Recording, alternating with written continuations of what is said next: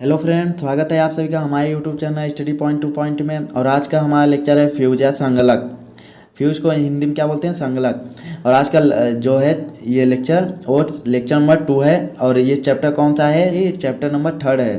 तो आज के इस लेक्चर में हम लोग पढ़ेंगे किटकैट फ्यूज होता क्या है, और इसके एडवांटेज क्या है, और इसके डिसएडवांटेज क्या है, इसका अभिलक्षण क्या है, इसका उपयोग कहाँ पे होता है। तो ये सारी चीज़ें इस लेक्चर में पढ़ेंगे। तो देखते हैं आगे। किटकैट फ्यूज पढ़ने से पहले फ्रेंड हम लोग देख लेते हैं कि जो फ्यूज के टर्म्स होते हैं, यानी क्या क्या उसमें प्रगलन धारा क्या होती है फ्यूज की, उसकी मेल्टिंग टाइम क्या होता है, या फ्यूजिंग करंट क्या होती है फ्यूज की, आर्किंग टाइम क्या होता है फ्यूज का। तो इस थोड़े थोड़े टर्म्स हैं दो दो लाइन के, वो देख लेते हैं। तो पहला क्या है? पहला है current rating of fuse element. पहला है current rating of fuse element, यानी कि संगलक की निर्धारित धारा। तो किसी संगलक की वह उच्चतम कार्यकारी धारा जिस पर फ्यूज बिना ओवर हीटिंग या मेल्ट हुए सतत रूप से कार्य करता है, संगलक की निर्धारित धारा कहलाती है। यानी इसको इस प्रकार देख सकते हैं कि हमारे जो फ्यूज एलिमेंट है या फ्यूज वायर है, उस मतलब उसका वोल्ट धारा बढ़ाते जाएं। मान लीजिए किसी सर्किट में जुड़ा है, उसमें वोल्टेज बढ़ाएंगे। जब वोल्टेज बढ़ाएंगे तो क्या होगा? अगर वो जो सर्किट है वो लोड से जुड़ी हुई है तो उसमें क्या होता है? ऑटोमेटिक धारा बढ़ती जाती है। और मान लीजिए एक एम्पियर थी, और जब हम वोल्टेज बढ़ा रहे हैं तो क्या धारा का मान बढ़ के 5 एम्पियर हो जा रही है। फिर भी वो गल नहीं रहा है, यानी मेल्ट ना हो रहा है, ना ओवर हीट हो रहा है। लेकिन अचानक 5.1 बढ़ाते हैं, यानी कि 0.1 एम्पियर और बढ़ाते हैं, तो क्या होता है? फ्यूज का जो फ्यूज वायर है वो मेल्ट कर जाता है। तो क्या होगा? सर्किट को ब्रेक कर देता है। लेकिन ये जो मेल्ट जिस भी पॉइंट तक है, यानी कि 5 एम्पियर तक वो मेल्ट नहीं हो रहा है, तो वही क्या कहलाती है? फ्यूज की रेटिंग ऑफ फ्यूज एलिमेंट कहलाता है, यानी कि संगलक की निर्धारित धारा कहलाती है।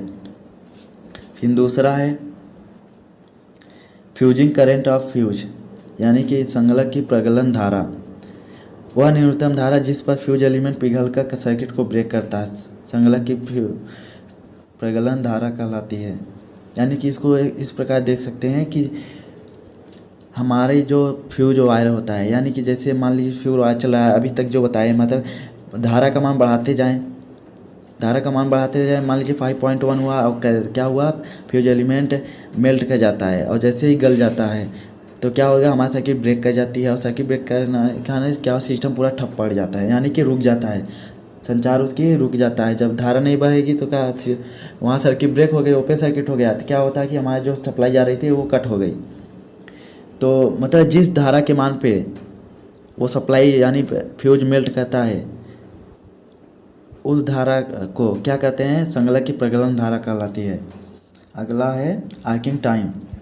आर्क के स्टार्टिंग टाइम से आर्क सस्पेंशन होने तक का समय आर्किंग टाइम कहलाता है। यानी कि मान लीजिए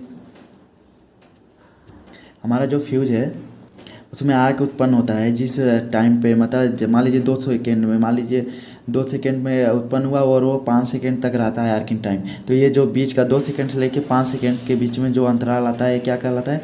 आर्किंग टाइम। फ्यूज का आर्किंग टाइम कहलाता है। और फिर अगला है मेल्टिंग टाइम। फ्यूज का मेल्टिंग टाइम किसी फ्यूज में कट ऑफ करंट के प्रवाहित होने के समय से लेकर सर्किट में करंट का मान शून्य होने तक लगा समय गलन समय कहलाता है। यानी कि जो हमारा फ्यूज है वो क्या होता है कि जब मान लीजिए 5 एम्पियर तक फ्यूज का जो एलिमेंट था वो गला नहीं, और 5.1 जैसे ही कहते हैं वो क्या कहता है कि करंट का मान हाई हो जाता है, और क्या फ्यूज वायर क्या होता है? गल जाता है। और गल जाने के बाद यानी कि जिस पॉइंट 5.1 पे मान लीजिए 2 सेकेंड तक वो हुआ, फिर 5 सेकेंड यानी 3 सेकेंड तक उसमें धारा प्रवाही यानी जीरो हुई, यानी 5.1 में जितनी धारा थी फिर वो उसको जीरो होने में जितना टाइम लगता है सर्किट को ब्रेक करने के बाद, वो क्या कहलाता है? मेल्टिंग टाइम कहलाता है फ्यूज का। टॉपिक है हमारा टाइप्स ऑफ फ्यूज, यानी संगलक प्रमुख रूप से 2 प्रकार के होते हैं। फ्यूज के प्रकार क्या है तो ये देखेंगे। फ्यूज 2 प्रकार के होते हैं, एसी फ्यूज और डीसी फ्यूज। तो हम लोग डीसी फ्यूज नहीं पढ़ेंगे, और जो एसी फ्यूज है, एसी फ्यूज हमें पढ़ना है तो एसी फ्यूज में क्या क्या होते हैं, एक लो वोल्टेज, वोल्टेज के अनुसार फ्यूज कितने प्रकार के, दो प्रकार के, लो वोल्टेज, हाई वोल्टेज। फिर लो वोल्टेज चलते हैं, इसको कार्टेज फ्यूज होता है, रिवायरेबल फ्यूज जो जिसे किटकैट फ्यूज बोलते हैं, और striker fuse, switch type fuse, drop out type fuse. और जो हाई वोल्टेज फ्यूज होता है वो cartridge type fuse HRC fuse होता है, और लिक्विड टाइप एचआरसी फ्यूज होता है, टाइप एचआरसी फ्यूज होता है। हम लोग लो वोल्टेज फ्यूज पढ़ेंगे अभी, कार्टेज टाइप फ्यूज या रिवायरेबल फ्यूज, यही दो फ्यूज पढ़ेंगे, बाकी ये तीन हमें नहीं पढ़ना है। तो हम लोग पहले चलते हैं रिवायरेबल फ्यूज, यानी इसी को किटकैट फ्यूज भी बोलते हैं। इसे सेमी इंक्लोज फ्यूज भी कहते हैं, यानी कि अर्धबंद फ्यूज भी कहते हैं। इसमें क्या होता है, आधा खुला होता है आधा बंद होता है, वो आगे दिखाएंगे आपको फिगर। और इसके कई भाग होते हैं, तो इसके प्रमुख रूप से तीन भाग होते हैं। जो रिवायरेबल टाइप फ्यूज होता है इसके तीन भाग होते हैं, एक फ्यूज एलिमेंट यानी फ्यूज अवयव क्या है वो होता है, दूसरा होता है फ्यूज कैरियर, तीसरा होता है फ्यूज बेस। तो हम लोग पहला देखेंगे फ्यूज एलिमेंट। यह एक रेटेड करंट को वहन करने तथा एक निश्चित लंबाई वाला फ्यूजिंग मटेरियल से बना वायर होता है, यानी कि यह एक प्रकार का तार होता है जो कि निर्धारित धारा को वहन करता है और एक निश्चित लंबाई का होता है या निश्चित व्यास का होता है।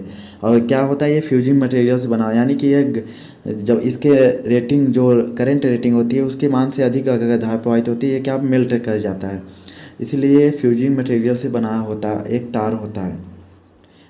अगला टॉपिक है फ्यूज कैरियर, यानी कि फ्यूज वाहक क्या है उसके बारे में। संगलक वाहक यह पोर्सिलीन या बैकेलाइट का बना होता है, यानी कि ये जो चिकनी मिट्टी होती है, चीनी मिट्टी या बैकेलाइट यानी प्लास्टिक का बना होता है, जिसके मध्य भाग में ऊपर की ओर उभरा हुआ भाग होता है, यानी कि जो इसके मध्य भाग में क्या होता है, उभरा हुआ भाग होता है ऊपर की ओर। इस उभरे हुए भाग के दोनों तरफ टर्मिनल ब्लॉक्स होते हैं, यानी जिनसे क्या होता है सप्लाई कनेक्ट होती है, आपस में अटैच करते हैं। इन्हीं दोनों टर्मिनल में फ्यूज एलिमेंट को जोड़ा जाता है। जो टर्मिनल होते हैं जो उभरे हुए भाग के दोनों तरफ, उनमें क्या फ्यूज वायर जोड़ा जाता है। और फिर अगला है फ्यूज बेस, यानी कि संलग्न आधार जिस पे फ्यूज कैरियर को लगाया जाता है। फ्यूज यूनिट का वह भाग जो फ्यूज कैरियर को धारण करता है संलग्न आधार कहलाता है। यह क्या होता है कि जो फ्यूज, देखिए फ्यूज कैरियर में क्या होता है, फ्यूज एलिमेंट लगाया जाता है और जो फ्यूज कैरियर होता है वो फ्यूज बेस में फिट किया जाता है, तो जिससे क्या होता है एक कंप्लीट फ्यूज बन जाता है, यानी फ्यूज यूनिट जो कंप्लीट होता है उसे फ्यूज यूनिट कहते हैं। यह भी देख लेते हैं, यह भी पोर्सिलीन या बैकेलाइट का बना होता है, यानी कि जो फ्यूज बेस होता है यह भी पोर्सिलीन या बैकेलाइट का बना होता है, सेम होता है, यानी कि जो फ्यूज कैरियर होता है जिसका बना होता है उसी का फ्यूज बेस भी बना होता है। इसके मध्य में एक गहरा स्थान फ्यूज कैरियर को धारण करने के लिए बना होता है, यानी कि इसके मध्य में क्या होता है, जो फ्यूज कैरियर होता है उसके मध्य में उभरा हुआ भाग होता है, तो जो फ्यूज बेस होता है इसमें क्या होता है गहरा भाग होता है, जिससे क्या होता है फ्यूज कैरियर इसमें फिट हो सके आसानी से। इस आधार के दोनों ओर निश्चित संपर्कों की व्यवस्था होती है जो इनपुट आउटपुट के लिए जाता है, यानी कि जो गहरा भाग होता है उसके दोनों तरफ, जैसे वहाँ पे फ्यूज कैरियर के जो भरे हुए भाग के दोनों तरफ टर्मिनल पॉइंट होते हैं, ब्लॉक्स होते हैं, जिसमें क्या फ्यूज एलिमेंट लगता था, तो वैसे ही फ्यूज बेस जो होता है इसके जो गहरा भाग होता है दोनों तरफ क्या होते हैं संपर्कों की व्यवस्था होती है, जिससे क्या होते हैं इनपुट और आउटपुट लिए जाते हैं। देखिए ये क्या है, फ्यूज कैरियर दिखाया गया है। तो इस फ्यूज कैरियर में देखिए ये वाला क्या है, ये वाला है टर्मिनल ब्लॉक्स हैं दोनों, और ये उभरा हुआ भाग है और ये भी टर्मिनल ब्लॉक्स हैं। तो इसी में फ्यूज वायर यहाँ से लेके यहाँ से फ्यूज वायर लेके यहाँ से इस तरह स्थान से यहाँ तक फिट किया जाता है, या तो यहाँ भी लगा सकते हैं यहाँ से ऐसे। और ये दोनों क्या होता है फ्यूज बेस होता है उसमें जाके फिट हो जाते हैं, और ये यहाँ पे एक छिद्र होता है खोखला, जिससे क्या करते हैं इसको पकड़ के ऊपर की ओर खींच लेते हैं, जिससे क्या होता है ये फ्यूज बेस से अलग हो जाता है। तो आगे चलते हैं, ये ये वाला फिगर क्या है, फ्यूज बेस है। यानी कि जो हमारा फ्यूज कैरियर होता है ये यहीं पे आके देखिए फिट हो जाता है। एक यहाँ पे जो टर्मिनल ब्लॉक होता है यहाँ पे दोनों पे आके फिट हो जाता है। और यहाँ पे ये देखिए ये गहरा भाग है, यहाँ पे क्या होता है जो फ्यूज कैरियर का भरा हुआ भाग होता है वो आके यहाँ पे सेट हो जाता है। तो जब इसमें लगा देते हैं तो क्या है, एक फ्यूज यूनिट बन जाता है जो आगे दिखाया गया है।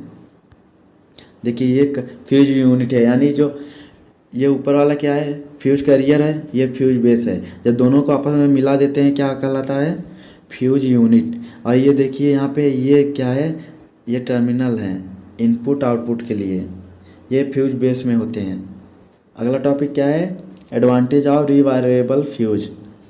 हमारा जो रिवायरेबल फ्यूज होता है उसके लाभ क्या होते हैं तो इस बारे में देखेंगे।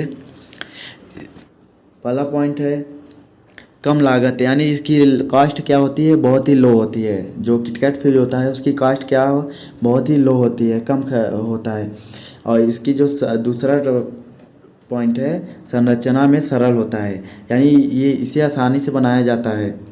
तीसरा है पुनः तार योग्य रिवायरेबल, यानी इसमें एक बार फ्यूज एलिमेंट मान लीजिए आपका पिघल गया यानी मेल्ट हो गया तो क्या होता है, इसको फिर फ्यूज यूनिट में से जो फ्यूज यूनिट होता है उससे क्या होता है, फ्यूज कैरियर को बाहर निकाल करके उसमें रिवायरेबल किया जा सकता है। और चौथा है पुनः तार स्थापन में मितव्ययी, यानी इकोनॉमिकल सस्ता पड़ता है। पुनः तार लगा देंगे बस वो सुचारू रूप से फिर उसको फ्यूज यूनिट में फ्यूज बेस जो होता है उसमें क्या कहते हैं, फ्यूज कैरियर को लगा देते हैं, जिससे क्या होता है पुनः सप्लाई ऑन हो जाती है। फिर लास्ट है अनुरक्षण व्यय भी कम होता है, यानी कि इसकी कोई मरम्मत की ज़रूरत नहीं पड़ती है। इसमें कोई भी मरम्मत नहीं लगता है, ना इसकी कोई मेंटेनेंस चार्ज है। एक बार लगा दिए जब तक आपका फ्यूज जो एलिमेंट है वो गल नहीं जाता यानी मेल्ट नहीं कर जाता तब तक ये चलता रहेगा, इसमें कोई देखभाल की ज़रूरत नहीं होती। अगला टॉपिक है डिसएडवांटेज ऑफ वायरेबल फ्यूज, यानी जो इसके हानियाँ क्या क्या हैं रिवायरेबल फ्यूज के उसका देखेंगे। पहला पॉइंट है इसकी विदारक क्षमता कम होती है, यानी कि इसकी जो कम ही रेटिंग होती है, कम ही रेटिंग पे क्या कहता है ये पिघल जाता है। बहुत हाई रेटिंग तक ये सहन नहीं करता, जैसी करंट फ्लो हुई ये पिघल जाता है। बहुत ज़्यादा कि नहीं, जैसे 10 एम्पियर 500 एम्पियर तक ये अधिकतर बनाए जाते हैं। और दूसरा है फ्यूज एलिमेंट का मेल्टिंग इसकी निर्धारित क्षमता के लगभग 2 गुने मान पर होती है, जिसके कारण परिपथ में लगे उपकरण की क्षति हो सकती है। मान लीजिए ये 2 एम्पियर का आप लगाए फ्यूज, तो वो 4 एम्पियर जब तक नहीं होगा तब तक वो मेल्ट नहीं करेगा। लेकिन जो हमारा इंस्ट्रूमेंट यानी ये उपकरण यहाँ पे लगा हुआ है, जो इंस्ट्रूमेंट वहाँ पे लगा होता है सर्किट में, अगर वो 4 एम्पियर का नहीं उससे कम ही होता है तो क्या होता है कि अगर जब तक ये 4 एम्पियर होगा नहीं फ्यूज गलेगा नहीं। और जैसे ही फ्यूज नहीं गलता तो हमारा जो इंस्ट्रूमेंट होता है वो ख़राब हो जाता है, जल जाता है, जिसके कारण क्या होता है ये हानि है, ये ड्रॉबैक है फ्यूज का, रिवायरेबल फ्यूज का। अगला पॉइंट है रिवायर करते समय रॉन्ग साइज का तार प्रयोग किए जाने की संभावना होती है, यानी कि कितने व्यास का हमें तार लगाना चाहिए ये भी नहीं पता होता है। बस हम लोग क्या करते हैं इलेक्ट्रॉनिक्स की दुकान पे जाते हैं इलेक्ट्रिकल के, वहाँ से फ्यूज वायर लाते हैं, अब सप्लाई यूनिट निकाल के वहाँ जो फ्यूज कैरियर होता है उसमें फ्यूज एलिमेंट को लगा देते हैं, और ये नहीं पता होता है कितना लगाएं, कितने व्यास का लगाएं या कितना मोटा लगाएं। तो इससे क्या होता है, इससे भी हानि होती है। फिर अगला है फ्यूज एलिमेंट एक बार उपयोग हो जाने पर नया फ्यूज एलिमेंट लगाना पड़ता है, यानी जो फ्यूज वायर होता है एक बार अगर ये जल जाता है तो इसको फिर से लगाया जाता है, यानी नया डालना पड़ता है, कोई उसको रिपेयर नहीं किया जा सकता। तो ये सब ड्रॉबैक थे। तो आगे देखते हैं कि एप्लीकेशन हमारे रिवायरेबल फ्यूज का उपयोग कहाँ कहाँ है, इसको देखेंगे। इसका उपयोग 500 एम्पियर तथा 650 वोल्ट तक किया जाता है। जो हमारा रिवायरेबल फ्यूज है ये 500 एम्पियर और 650 वोल्ट तक, इससे अधिक नहीं किया जा सकता। तो ये हमारा बहुत ही कम, मतलब इसीलिए कहते हैं ना इसकी विदारक क्षमता क्या होती है, कम होती है। तो ये बहुत हाई वोल्टेज या बहुत हाई करंट पे नहीं प्रयोग किया जा सकता। तो जैसे एग्जांपल में देख लेते हैं, घरेलू उपयोग में, छोटे उद्योगों में नलकूप एवं छोटे मोटरों आदि के रक्षण के लिए प्रयोग किया जाता है। नलकूप क्या होता है या ट्यूबवेल जिसको बोलते हैं, सबमर्सिबल बोलते हैं, वहाँ पे भी इसका उपयोग किया जाता है। तो ये नलकूप है। आज के लेक्चर में बस इतना ही फ्रेंड, मिलते हैं नेक्स्ट लेक्चर में। जय हिंद।